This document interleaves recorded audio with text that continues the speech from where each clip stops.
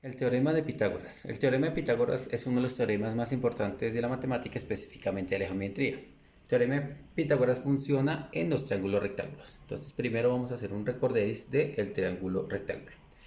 Un triángulo rectángulo es aquel en el que tenemos un ángulo que mide 90 grados, es decir, un ángulo recto, ¿cierto? Este es un triángulo rectángulo. En un triángulo rectángulo, cada uno de sus tres lados recibe un nombre. Este que vemos que es el lado más largo del triángulo se llama hipotenusa. Hipotenusa.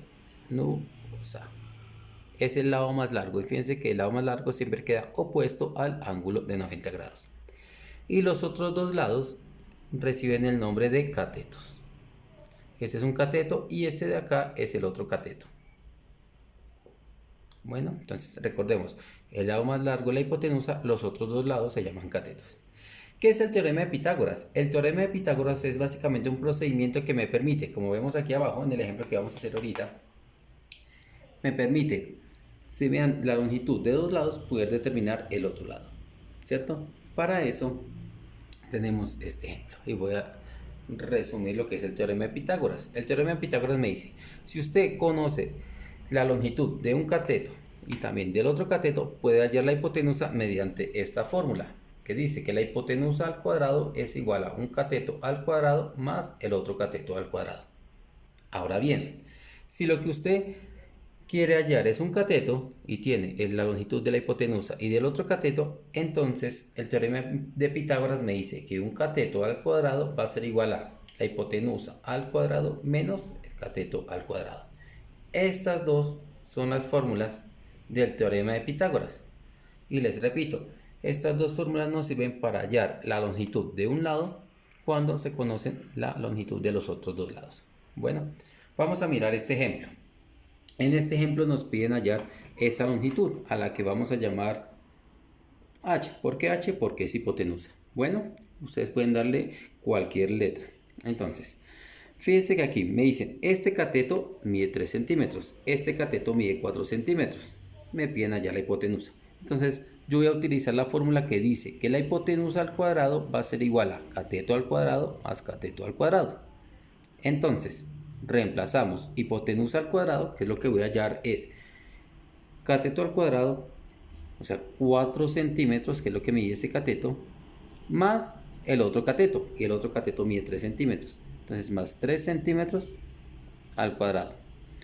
Eso quiere decir que la hipotenusa al cuadrado va a ser este cateto al cuadrado. Entonces 4 por 4, 16 centímetros cuadrados, ¿cierto? Se multiplica el 4 dos veces y se multiplica el centímetros dos veces. Más, multiplicamos 3 centímetros al cuadrado, es decir, 3 centímetros por 3 centímetros, me daría 9 centímetros cuadrados. Hacemos esta suma. Quiere decir que la hipotenusa al cuadrado va a ser igual a 16 más 9, eso me daría 25 centímetros cuadrados. Bueno, necesito el valor de la hipotenusa. Aquí tengo hipotenusa al cuadrado. Entonces lo que hago es sacar raíz cuadrada a ambos lados de la igualdad.